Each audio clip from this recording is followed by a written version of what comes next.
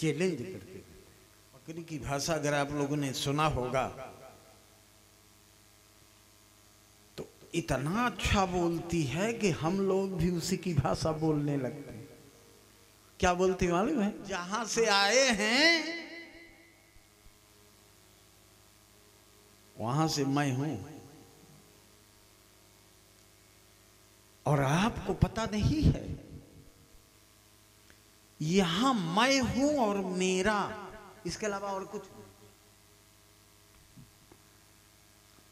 यही सबसे बड़ा बंधन है मित्रों। जब से जीव ये ममता के बंधन में बौराया है, मेरा है और मैं हूं,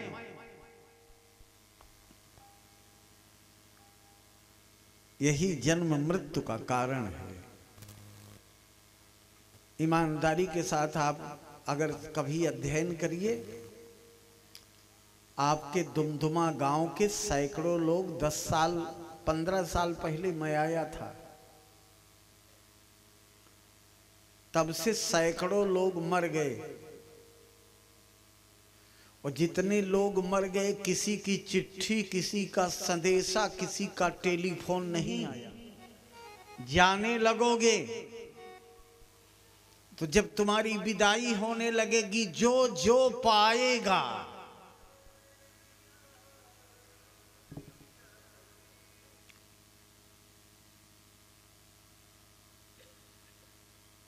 अपनी अपनी ओर हर व्यक्ति खींचेगा।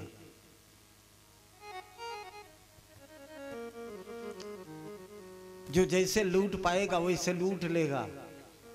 ना तुम्हारा कुछ था, ना तुम्हारा कुछ है, और न तुम्हारा कुछ रहेगा, ये सब जानता है। आवरण देगी तुम्हें तो नंगा ही जाना है। फिर ये अजामिल क्या है? बकरी के जीवन में सन जाना, लिप्त हो जाना।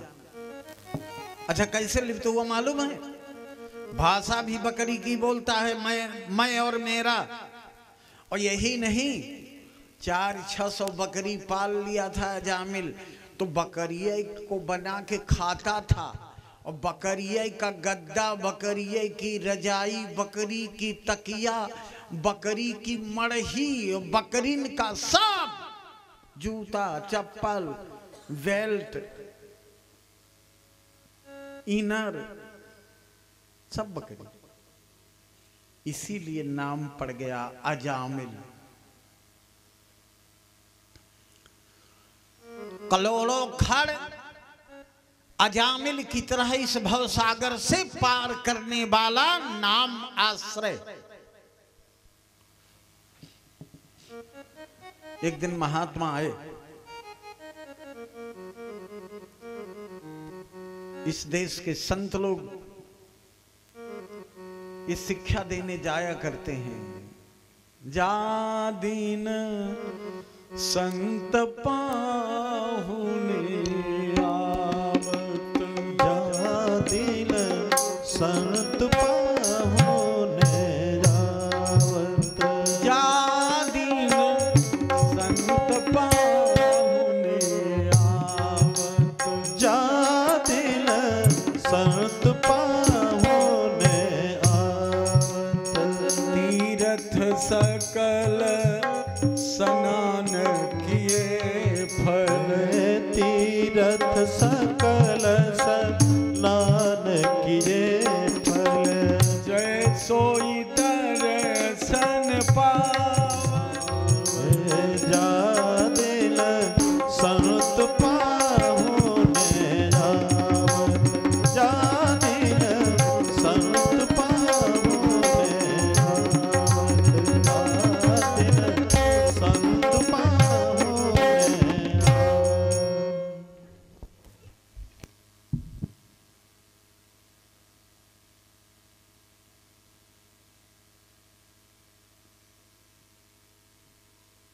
जन्म जन्मांतर के बिगड़े हुए मार्ग को ठीक करने के लिए संत आते।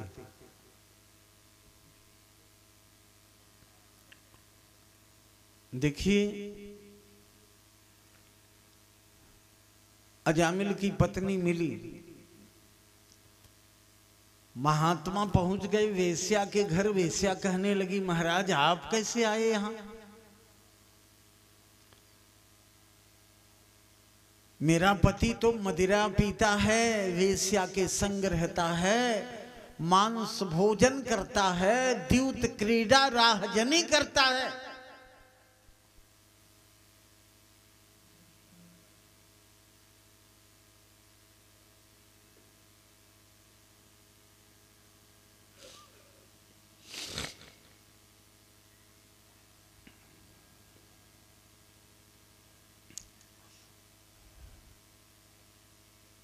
संत गए, एक पेड़ के नीचे बैठ गए। फिर वेश्या सोचने लगी। मन दो प्रकार के कर्मों में ज्यादा लगता है, कभी कभी पुण्य में मन लगता है, कभी कभी पाप में मन लगता है। अच्छा, मैं आपसे पूछना चाहता हूं, मेरा एक अध्ययन है, जिसके पूर्व जन्म का पाप शरीर में सिर पर रहता है, उसका पाप में ज्यादा मन लगता है, और जिसका पुण्य पूर्व जन्म का शेष रहता है, उसका पुण्य में मन ज्यादा लगता है। अगर पाप में मन लगता है तो आपको समझ लेना चाहिए कि मेरे पूर्व जन्म का पाप मेरे सिर पर है, और अगर पुण्य में मन ज्यादा लगता है तो आपको समझ लेना चाहिए कि मेरे पूर्व जन्म का कोई न कोई पुण्य है जो हमको पुण्य की ओर ले जा रहा है।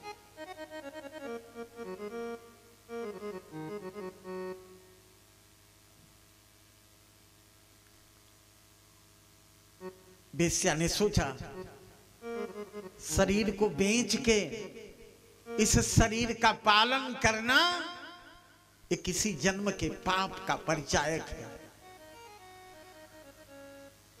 और आज साधु आ गए, इसलिए दौड़ती गई, अपने पति अजामिल से कहने लगी कि रक्त से सना शरीर लेकर साधु के सामने मत जाओ, ठीक से संभल के जाओ।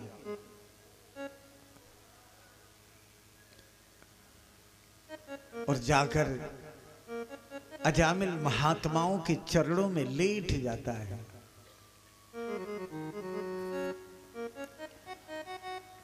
और जब महात्माओं के चरणों में अजामिल लेट जाता है तो महात्मा पूछते हैं कि अरे ये तो बड़ा अच्छा है, इसकी घरवाली तो कह रही थी कि बड़ा गंदा है, क्या करते हो? अजामिल ने कहा, महाराज ऐसा पाप नहीं बचा जिसको हमने 1000 बार से ज्यादा ना किया।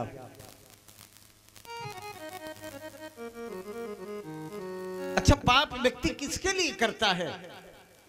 इस जीवन में 2 ही वस्तु है, पेट भरना और तन ढांकना।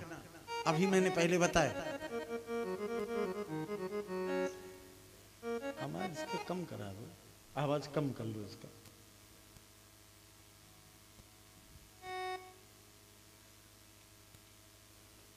पेट भरना और तन को ढांकना।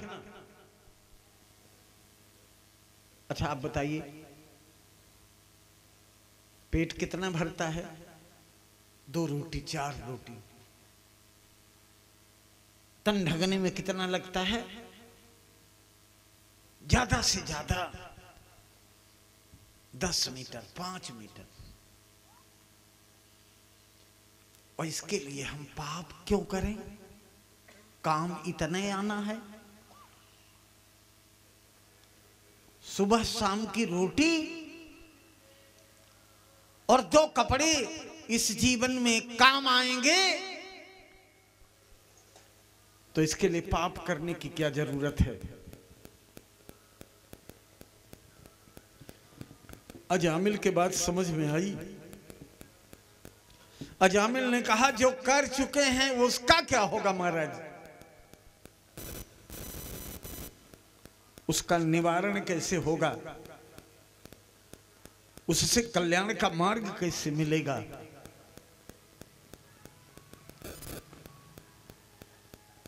महात्माओं ने कहा एक काम करो, भगवान से संबंध बना लो।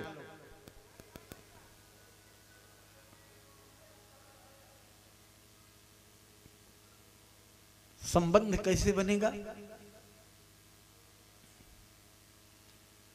देखो, हमारे पूर्वज लोग कहते थे कि अपने औलाद का नाम भगवान से संबंधित रखना चाहिए। आज भी कितने लोग सीताराम, राधे श्याम, रामचंद्र, राम सेवक, राम गुलाम, इस तरह का नाम रखते हैं। इससे क्या फायदा होता है? अपने औलाद के बहाने हम भगवान का नाम, घर गृहस्थी में फुर्सत तो है नहीं नाम लेने का, कम से कम अपने औलाद का नाम लेकर के पुकारेंगे तो भगवान का नाम मुख से निकलता रहेगा। ये भी संबंध मुक्ति का साधन है। अपने पुत्र के संबंध से भगवान से संबंध बना लेना ये कमजोर पुण्य नहीं है। अजामिल से पूछा महात्माओं ने कि तेरे कितने बच्चे हैं? अजामिल ने कहा 9.5 बच्चे हैं महाराज। क्या नाम रखा है?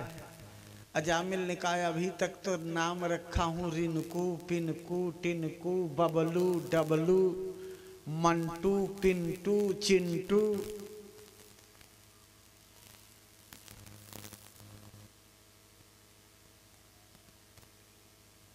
उसने कहा महाराज अभी एक अपने घरवाली के पेट में है बच्चा।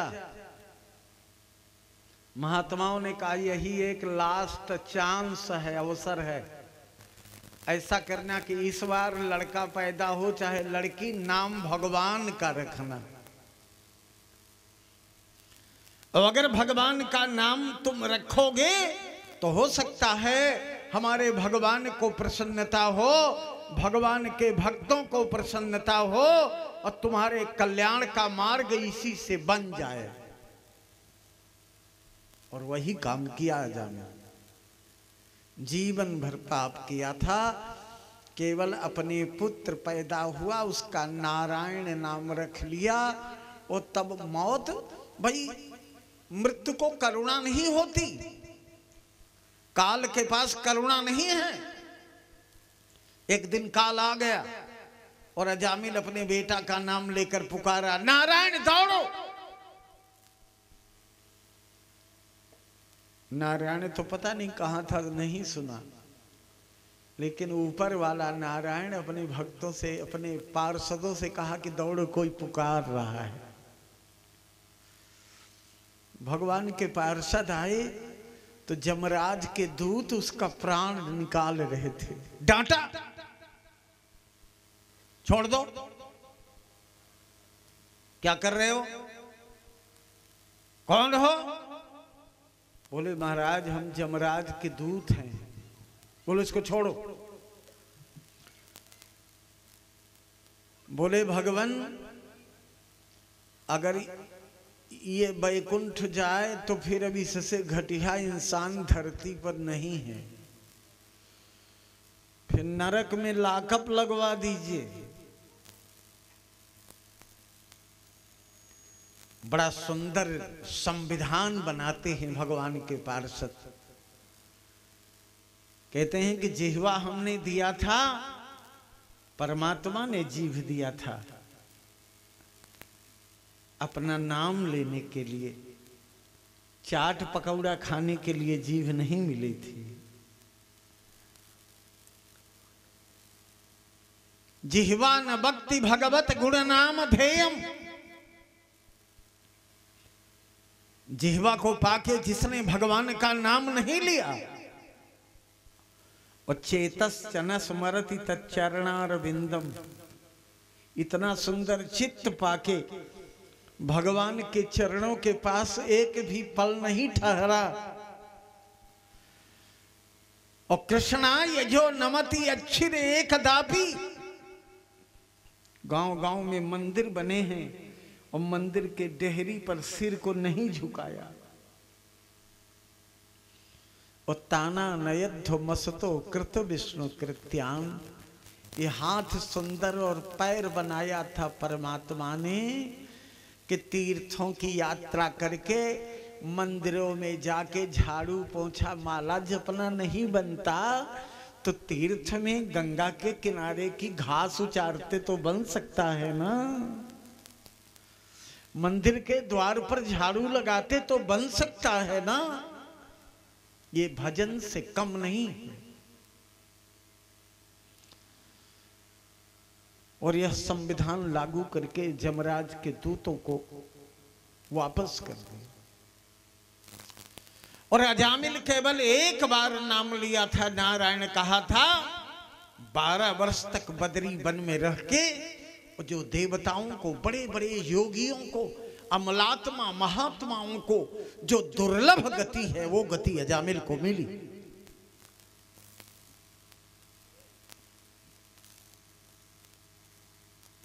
इसके बाद खष्टम स्कंध में एक कथा आती है। बृहस्पति देवताओं के गुरु थे। एक बार देवराज इंद्र सोचने लगा, यहां जो गुरु होते हैं देश में, साल में 1-2 बार आ गए, चेला कुछ 200-400 रुपया देकर गोड़े गिन लिया, फिर गुरुजी चले गए। और फिर जब गुरुजी चले जाते हैं, दोबारा आते हैं तो लोग सोचते हैं फिर गुरुजी आ गए, फिर विदाई देना पड़ेगा। यहाँ घर द्वार में अनेक परेशानियां हैं, कहां पाएंगे अब विदाई देने को।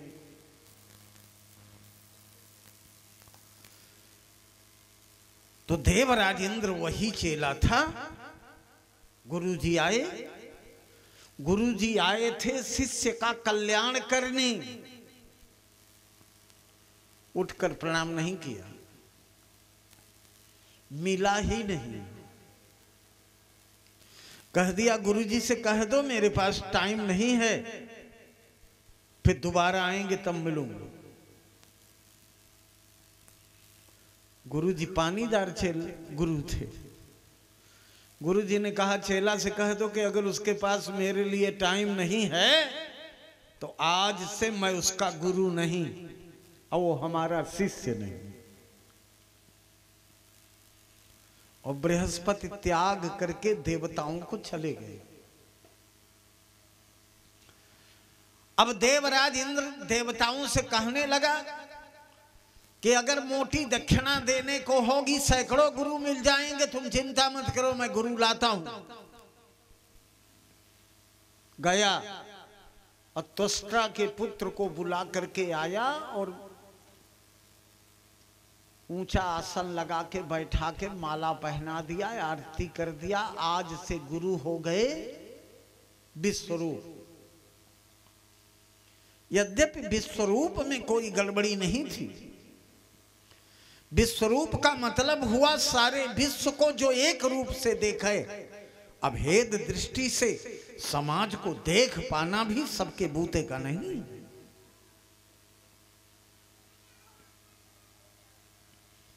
लेकिन विश्वरूप तो समान दृष्टि से देखने के कारण राजा बलि की पूजा ले लिए। और ये राजा बलि की पूजा से देवताओं को जलन हो गई।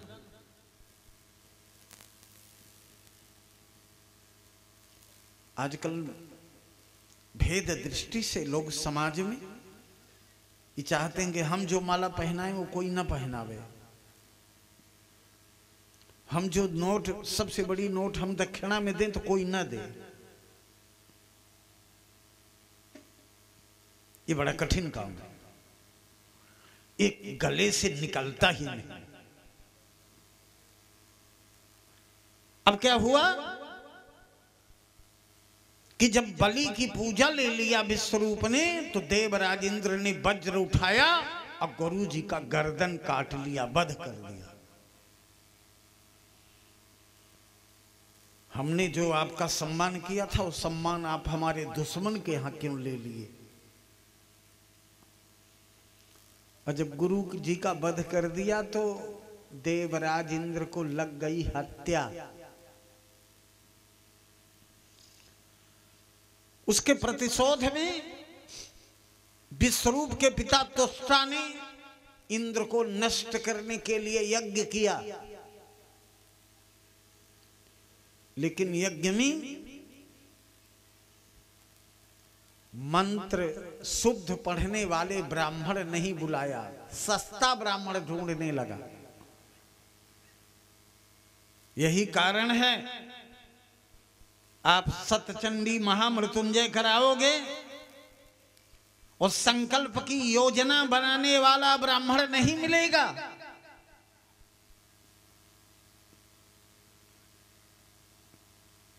योग्य व्यक्ति मिलना चाहिए जो योजना बना सके। तो क्या होगा? दुष्टः शब्दः स्वरतो वर्णतो वा। वर्ण और स्वर में अगर दोष आया तो जजमानम हिनस्ति बाग वज्रम। वाणी ही वज्र बन करके जजमान का विनाश कर देगा। इंद्र का शत्रु इंद्र को मारने के लिए यज्ञ किया, लेकिन जो लड़का पैदा हुआ वृत्तासुर वही मर गया, क्योंकि अर्थ भेद बदल गया। इंद्रस्य शत्रु खष्टी तत्पुरुष होना चाहिए, तो हो गया बहुव्रीहि इंद्र शत्रुर्यस्य। यथेन्द्र शत्रु स्वरतो पराधा। अब महाराज हत्या लगी देवराज इंद्र को। हत्या छुड़ाने के लिए ब्रह्मादि देवता आए। हत्या को 4 भाग में बांटा गया। सुन लो, तुम्हारे लिए जरूरी। पहला भाग हत्या का जमीन को दिया गया। ऊसर हत्या है। ऊसर में न बसना चाहिए, न ऊसर का धान्य खाना चाहिए। दूसरी हत्या पानी को दी गई। जल की काई हत्या है, उस पानी को नहीं पीना चाहिए। तीसरी हत्या पेड़ों को दी गई। पेड़ का गोद हत्या है, गोद भी नहीं खाना चाहिए। और चौथी हत्या स्त्रियों को दी गई। 4 दिन तक स्त्रियां जब अपवित्र रहती हैं, इनको अपने पति के शयन में नहीं करना चाहिए। शयन पति को छूना भी नहीं चाहिए, प्रणाम भी नहीं करना चाहिए। जो नारी इसका परहेज नहीं करती वही विधवा होती है।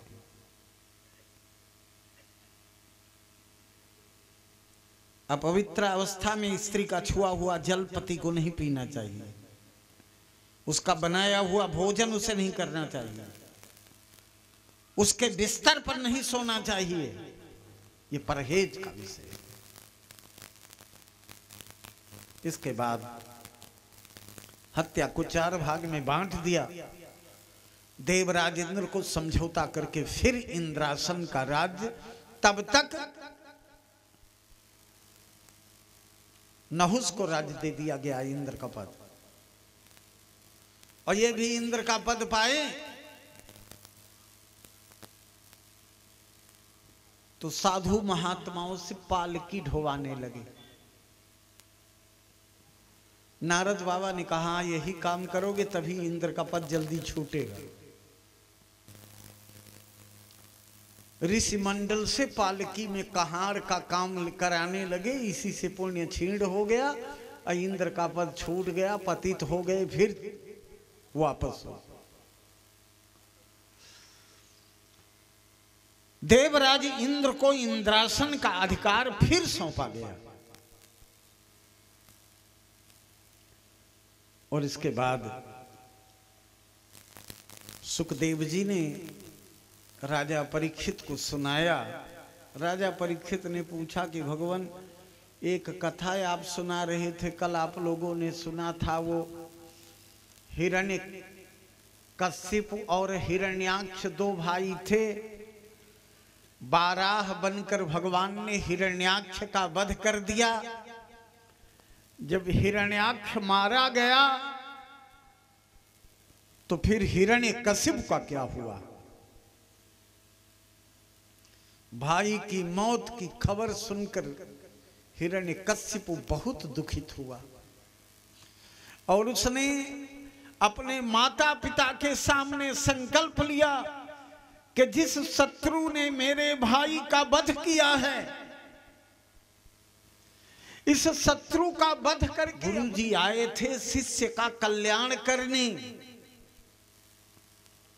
उठकर प्रणाम नहीं किया, मिला ही नहीं। कह दिया गुरु जी से कह दो मेरे पास टाइम नहीं है, फिर दोबारा आएंगे तब मिलूंगा। गुरु जी पानीदार गुरु थे। गुरु जी ने कहा चेला से कह दो कि अगर उसके पास मेरे लिए टाइम नहीं है तो आज से मैं उसका गुरु नहीं और वो हमारा शिष्य नहीं। और बृहस्पति त्याग करके देवताओं को चले गए। अब देवराज इंद्र देवताओं से कहने लगा कि अगर मोटी दक्षिणा देने को होगी, सैकड़ों गुरु मिल जाएंगे, तुम चिंता मत करो, मैं गुरु लाता हूं। गया और त्वष्टा के पुत्र को बुला करके आया और ऊंचा आसन लगा के बैठा के माला पहना दिया, आरती कर दिया। आज से गुरु हो गए विश्वरूप। यद्यपि विश्वरूप में कोई गड़बड़ी नहीं थी। विश्वरूप का मतलब हुआ सारे विश्व को जो एक रूप से देखे। अभेद दृष्टि से समाज को देख पाना भी सबके बूते का नहीं।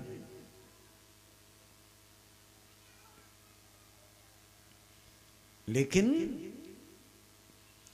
विश्वरूप तो समान दृष्टि से देखने के कारण राजा बलि की पूजा ले लिए। और ये राजा बलि की पूजा से देवताओं को जलन हो गई।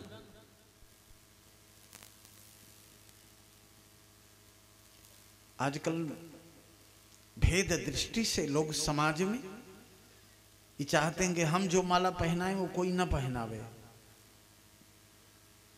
हम जो नोट, सबसे बड़ी नोट हम दक्षिणा में दें तो कोई ना दे। ये बड़ा कठिन काम है, एक गले से निकलता ही नहीं। अब क्या हुआ कि जब बलि की पूजा ले लिया विश्वरूप ने, तो देवराज इंद्र ने वज्र उठाया और गुरु जी का गर्दन काट लिया, वध कर दिया। हमने जो आपका सम्मान किया था वो सम्मान आप हमारे दुश्मन के यहां क्यों ले लिए? और जब गुरु जी का वध कर दिया तो देवराज इंद्र को लग गई हत्या। उसके प्रतिशोध में विश्वरूप के पिता त्वष्टा ने इंद्र को नष्ट करने के लिए यज्ञ किया। लेकिन यज्ञ में मंत्र शुद्ध पढ़ने वाले ब्राह्मण नहीं बुलाया, सस्ता ब्राह्मण ढूंढने लगा। यही कारण है आप सतचंडी महामृत्युंजय कराओगे और संकल्प की योजना बनाने वाला ब्राह्मण नहीं मिलेगा।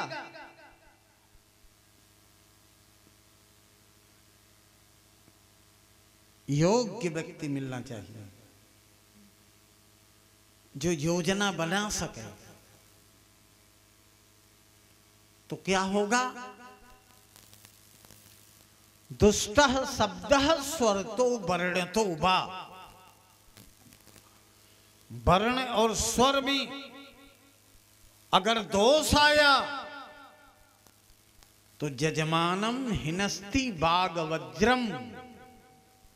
वाणी ही वज्र बन करके यजमान का विनाश कर देगी। इंद्र का शत्रु इंद्र को मारने के लिए यज्ञ किया, लेकिन जो लड़का पैदा हुआ वृत्तासुर वही मर गया, क्योंकि अर्थ भेद बदल गया। इंद्रस्य शत्रु खष्टी तत्पुरुष होना चाहिए, तो हो गया बहुव्रीहि इंद्र शत्रुर्यस्य। यथेन्द्र शत्रु स्वरतो पराधा। अब महाराज हत्या लगी देवराज इंद्र को। हत्या छुड़ाने के लिए ब्रह्मादि देवता आए। हत्या को 4 भाग में बांटा गया। सुन लो, तुम्हारे लिए जरूरी। पहला भाग हत्या का जमीन को दिया गया। ऊसर हत्या है। ऊसर में न बसना चाहिए, न ऊसर का धान्य खाना चाहिए। दूसरी हत्या पानी को दी गई। जल की काई हत्या है, उस पानी को नहीं पीना चाहिए। तीसरी हत्या पेड़ों को दी गई। पेड़ का गोद हत्या है, गोद भी नहीं खाना चाहिए। और चौथी हत्या स्त्रियों को दी गई। 4 दिन तक स्त्रियां जब अपवित्र रहती हैं, इनको अपने पति के शयन में नहीं करना चाहिए। शयन पति को छूना भी नहीं चाहिए, प्रणाम भी नहीं करना चाहिए। जो नारी इसका परहेज नहीं करती वही विधवा होती है।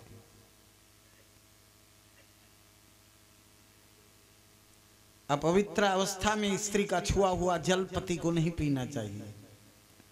उसका बनाया हुआ भोजन उसे नहीं करना चाहिए। उसके बिस्तर पर नहीं सोना चाहिए। ये परहेज का विषय। इसके बाद हत्या को 4 भाग में बांट दिया। देवराज इंद्र को समझौता करके फिर इंद्रासन का राज्य। तब तक नहुस को राज्य दे दिया गया, इंद्र का पद। और ये भी इंद्र का पद पाए तो साधु महात्माओं से पालकी ढोवाने लगे। नारद बाबा ने कहा, यही काम करोगे तभी इंद्र का पद जल्दी छूटेगा। ऋषि मंडल से पालकी में कहार का काम कराने लगे। इसी से पुण्य छीण हो गया और इंद्र का पद छूट गया। पतित हो गए, फिर वापस हो। देवराज इंद्र को इंद्रासन का अधिकार फिर सौंपा गया। और इसके बाद सुखदेव जी ने राजा परीक्षित को सुनाया। राजा परीक्षित ने पूछा कि भगवान, एक कथा आप सुना रहे थे, कल आप लोगों ने सुना था, वो हिरण्य कश्यप और हिरण्याक्ष 2 भाई थे। बाराह बनकर भगवान ने हिरण्याक्ष का वध कर दिया। जब हिरण्याक्ष मारा गया तो फिर हिरण्यकशिप का क्या हुआ? भाई की मौत की खबर सुनकर हिरण्यकश्यप बहुत दुखित हुआ और उसने अपने माता पिता के सामने संकल्प लिया कि जिस शत्रु ने मेरे भाई का वध किया है, इस शत्रु का वध करके ब्रह्मा जी से नांतर बहिर्दिवानक्तः न चान्य समादपि चायुधैः न भूमौ नाम्बरे मृत्युः ना नरैर्ना मृगैरपि। मेरी मौत महाराज नांतर बहिर, न घर के भीतर हो न घर के बाहर हो, दिवानकता न दिन में हो न रात में हो, न चान्य समादपि चायुधैः किसी आयुध से न हो, न भूमौ न अंबरे, न मेरी मौत जमीन में हो न मेरी मौत आकाश में हो, न नरैर न मृगैरपि, न मनुष्य से हो न पशु से हो। 6 वरदान मांगा। और आप लोगों को यह आश्चर्य होगा, ये निशाचर लोग जब कभी वरदान मांगे तो मौताई से बचने का वरदान मांगे। किसी देवता को अजर अमर होने का वरदान मांगते आप लोगों ने देखा। रावण, ब्रह्मा जी आए रावण को वरदाने, तो रावण क्या मांगा? हम काहू के मरही न मारे, हम काहू के मरही न मारे, हम काहू के मरही न मारे, हम काहू के मरही न मारे, हम काहू के मरही न मारे, हम काहू के मरही न मारे। अच्छा, ब्रह्मा जी जब वरदान देने गए तो देवताओं ने ब्रह्माणी को, सरस्वती को कह दिया कि तुम भी पीछे पीछे जाओ। बाबा जी कभी कभी सनक के वर दे देते हैं, तो सरस्वती भी पीछे लगी रही। तो जैसे उसने कहा कि हम काहू के मरे न मारे, वैसे सरस्वती कंठ में बैठ के कहवा दिया, बानर मनुज जाति दुई बारे। बंदर और मनुष्य छोड़ के, बंदर मनुष्य से हम मर जाएं तो कोई दिक्कत नहीं। और जब लौट के आया अपनी मैडम मंदोदरी से बताया तो फटकारने लगी दाढ़ी जार। जब ब्रह्मा तैयार हो गए ये देने के लिए कि तुम काहू के मरहु न मारे, तब क्या फिर टिप्पणी करने लगे, बानर मनुज जाति दुई बारे। रावण ने कहा कि जानती हो मैं साइंटिस्ट हूं, इसमें किस साइंस की जरूरत थी? कौन सा साइंटिस्टपन तुमने बचाया?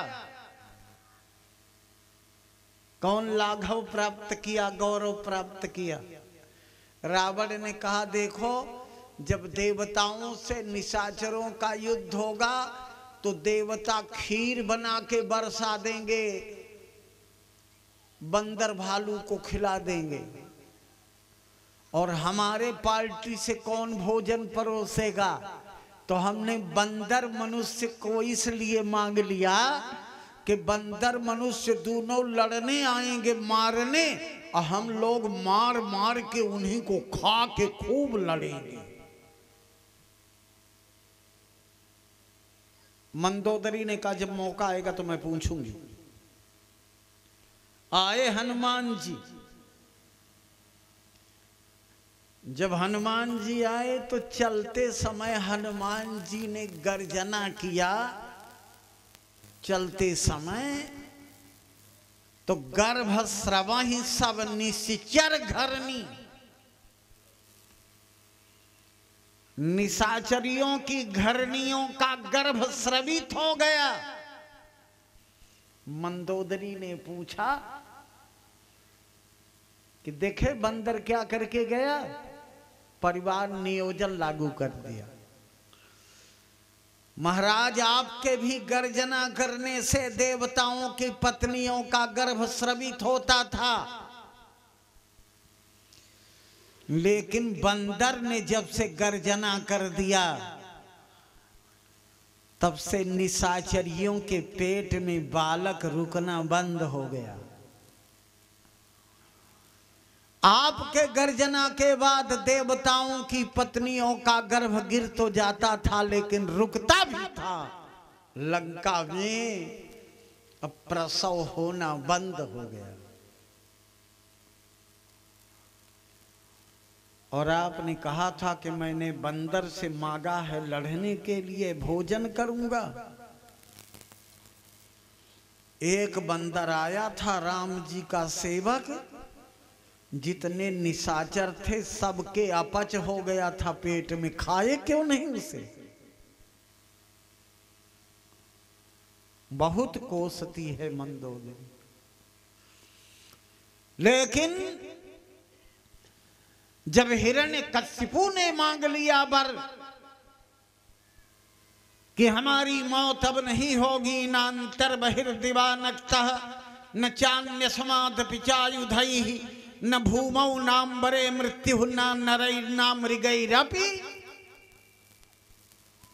तो उसने एक फार्मूला लागू कर दिया।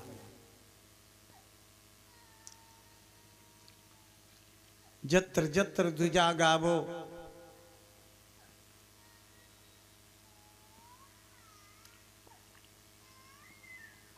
मत रुलाए बच्चे को।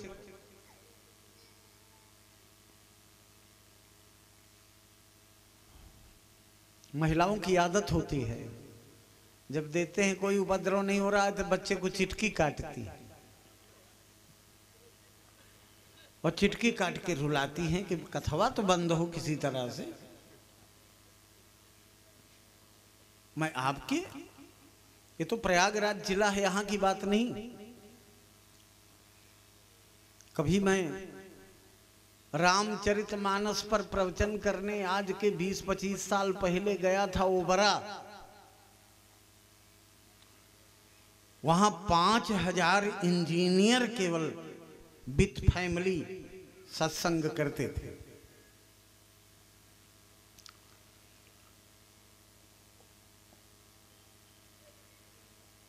और व्यस्तता ज्यादा रहती है जब, तो रात में होता है। वहां रामचरितमानस 2 बजे रात तक होता था। लास्ट मंच हमको मिला 1 बजे से 2 बजे तक बोलने। और जब हम शुरू किए तो एक मैडम 1 साल का लड़का लेकर आगे बैठी थी। जब उसने देखा कि बाबा अच्छा राग तान रहा है, ये ले जाएगा सारी रात खींच के, उसने बच्चे को जोर से चिटकी काटा। अब हमारी धारा टूट गई। हमने हाथ जोड़ा, देवी जी इसको चुप करा लो। फिर 10 मिनट बाद चिटकी, फिर 10 मिनट बाद चिटकी, 3 बार रुलाई बच्चे को। जब तीसरी बार जोर से हम डांटे तो उठ के खड़ी हो गई। पढ़ी लिखी मैडम थी। उसने कहा महाराज आपकी उम्र 50 साल की है तो नहीं चुप हो रहे हो, ये तो 1 साल का है।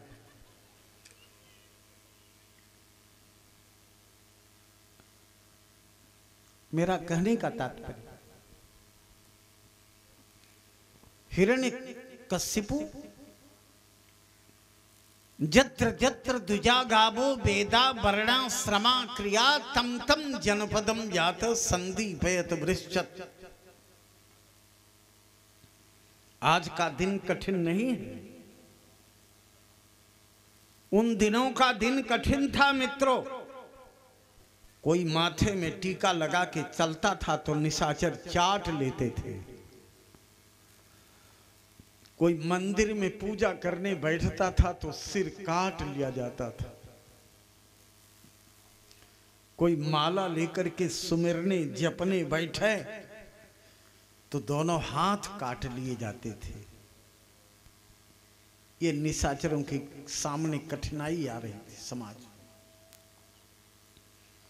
तब कितना धर्माचरण कठिन रहा होगा।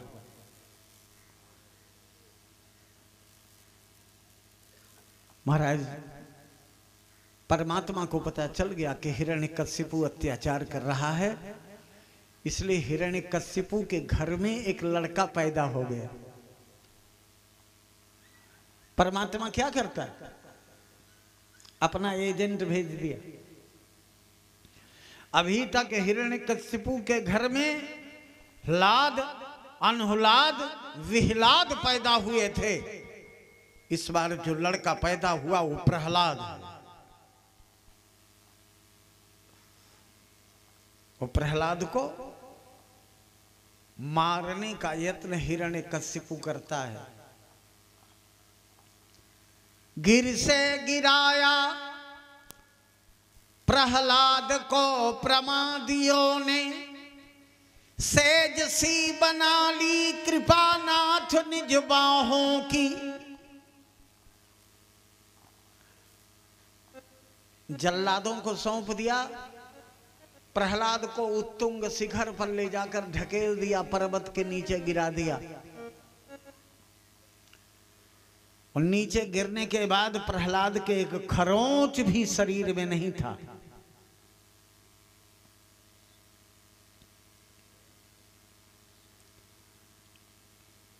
बिच्छू का डंक लगवाया, सर्प से धसवाया, लेकिन बच्चे को मारने में सफल नहीं हो पाया। पागल हाथी के सामने फेंकवाया, सिंह के जबड़े के सामने फेंकवाया, आग में फेंकवाया, फांसी पे चढ़वाया, लड़का नहीं मरा। तब उसने संडामर्क को लगा दिया, आसुरी विद्या पढ़ाओ इसको। और जब आसुरी विद्या पढ़ाने लगे, प्रहलाद जी इसका विरोध करने लगे। प्रहलाद जी अपने गुरु जी से कहते थे, श्रवण विद्या, कीर्तन विद्या, स्मरण विद्या, पाद सेवन विद्या, अर्चन विद्या, बंधन विद्या, दास्य और सख्य संबंध विद्या हमको पढ़ाई। और इसी पर अपने पिता के साथ प्रतिवाद करते थे प्रहलाद जी। अंत में एक दिन हाथ पकड़ करके कहता है कि तू जिसका भजन करता रहा आज तक, वो तेरा ईश्वर, तेरा परमात्मा है कहां? प्रहलाद जी बार बार कहते थे कि उसकी व्यापकता, उसकी सत्ता कण कण में व्याप्त है। वो विभू है, सर्वव्यापी है। इसके लिए हिरण्यकश्यपु ने धर्म का स्तंभ तोड़ा, अर्थ का स्तंभ तोड़ा, काम का स्तंभ तोड़ा, और फिर बोला कि 3 खंभा हमने तोड़ दिया, निकला क्यों नहीं? प्रहलाद जी ने कहा, पिताजी उसकी आदत है, जब पहला खंभा टूटता है तो दूसरे में चला जाता है, और दूसरा टूटा तो तीसरे में, तीसरा टूटा तो चौथे में। अब चौथा कोई तोड़ेगा तब वो तोड़ने वाले की खबर लेगा। हिरण्यकश्यपु घूंसा से खंभे पर जड़ता है और सैकड़ों आसमान के टूटने की आवाज होती है, और नरसिंह रूप धारण करके भगवान प्रकट होते हैं, हिरण्याक्ष को काल की तरह गाल में डाल देते।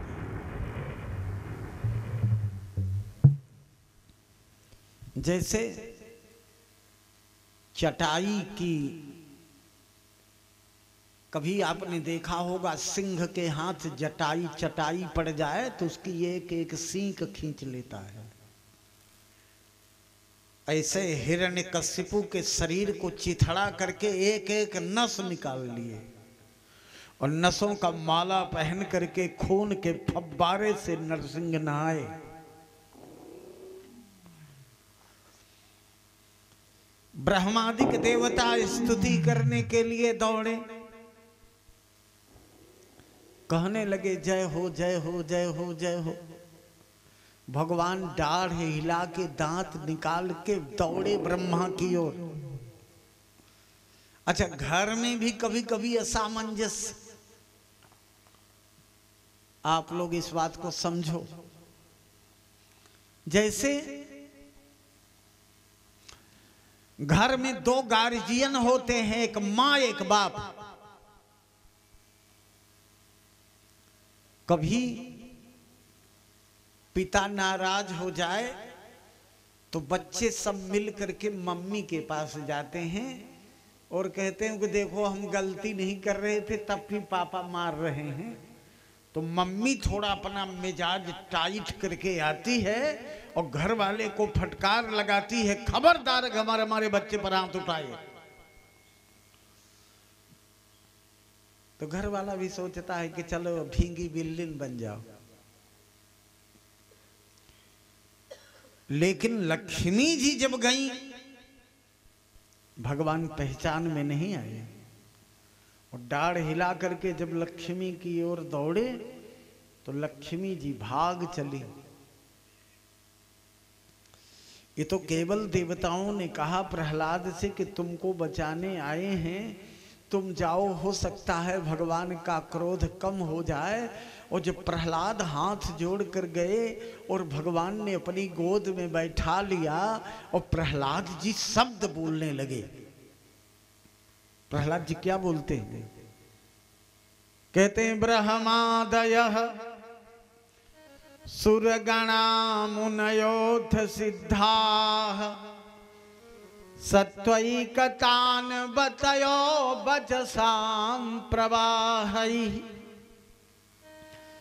नाराधितुं पुरगणैः रधुनापि विप्रुः किं तोष्टुमर्हति समे हरिरुग्रजाते। जब ब्रह्मादिक देवता आपकी स्तुति करके आपके क्रोध को शांत नहीं कर पाए, अपने सात्विक भावना से आपको प्रभावित नहीं कर पाए, तो हम तो दैत्य कुल के बालक हैं महाराज।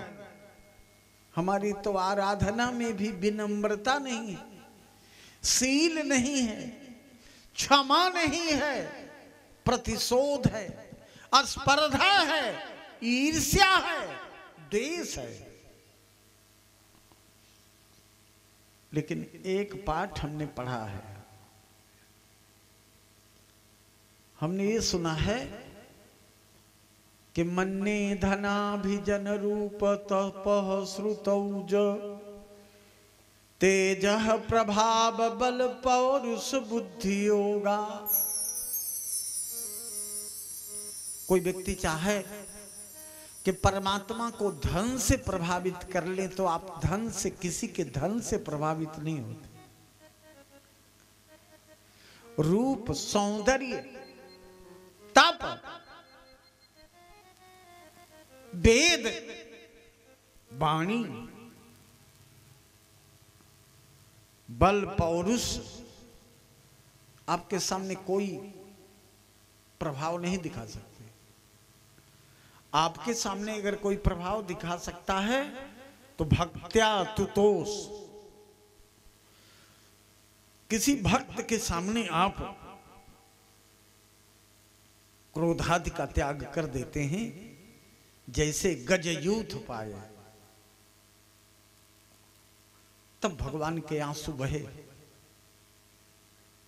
भगवान के आंखों से आंसू बहने लगे। वो अपनी जीभ निकाल के प्रहलाद को चाटने लगे।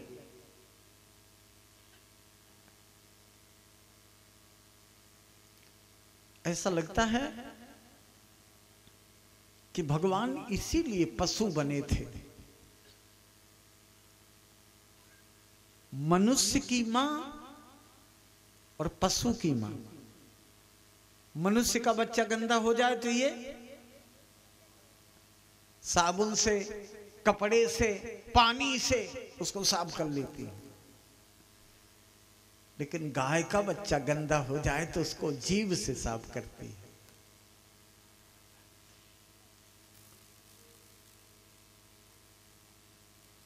वात्सल्य के अमित प्रभाव को, अपने शिशु को वात्सल्य का दान जितना अच्छा पशु कर पाता है मित्रों, उतना अच्छा मानव नहीं।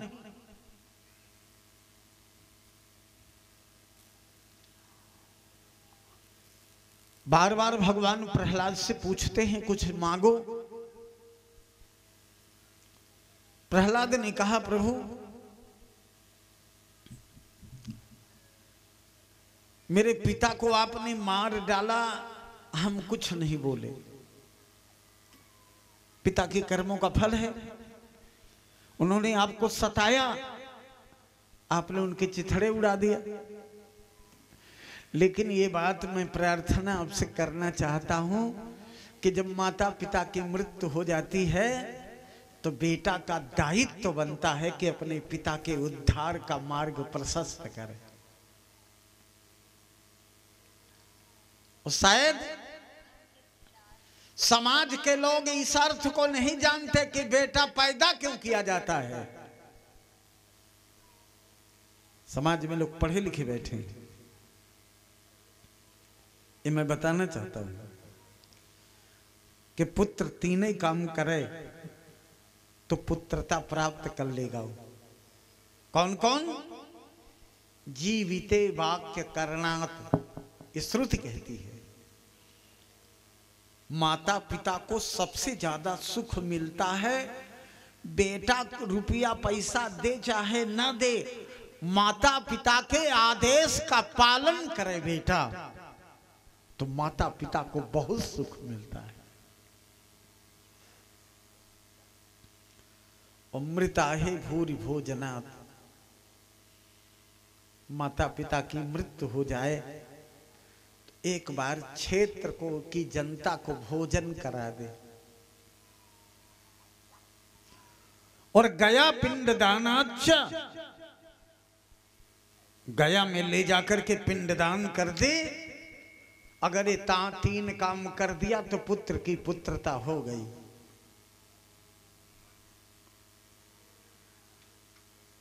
भगवान ने कहा कि तुम्हारे जैसे भक्त हृदय औलाद जिस खानदान में पैदा होता है प्रहलाद, वो त्रिह सप्तभी पिता पूतः पितृभि सहते नघ, उसके पिता पुत्र की 7 पीढ़ी, माता की 7 पीढ़ी पिता की और 7 पीढ़ी ननियाल की।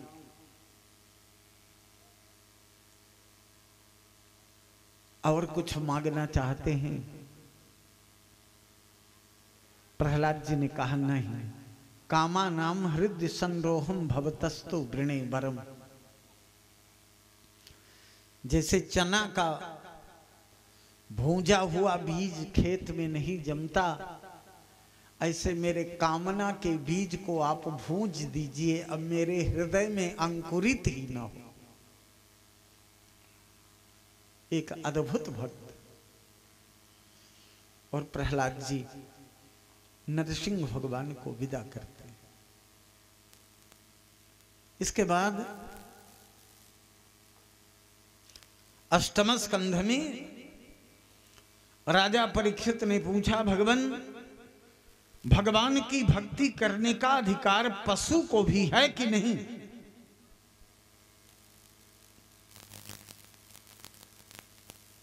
सुखदेव जी महाराज कहते हैं हाँ।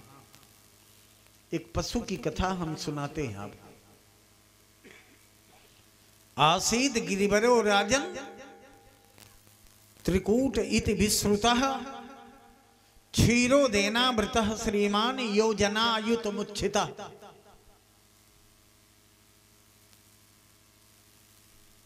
भारतवर्ष के